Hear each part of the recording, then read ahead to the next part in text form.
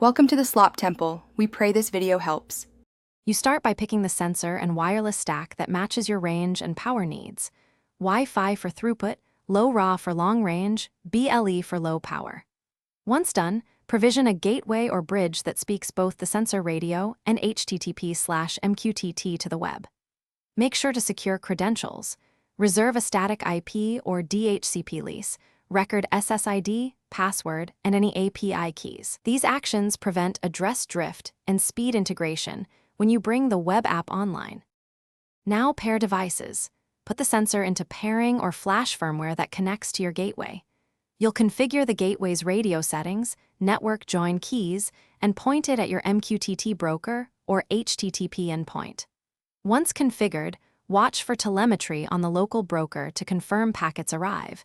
This demonstrates the radio and transport are working before touching the web app.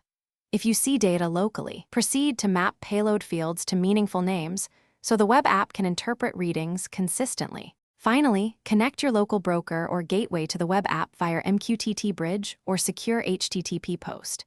You'll authenticate using tokens, normalize sensor payloads, and add timestamps before writing to a database or time series store for queries and charts.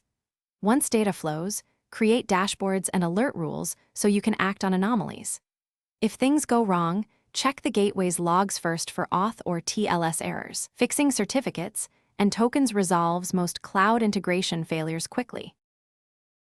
Thanks for watching. Consider subscribing if we helped you.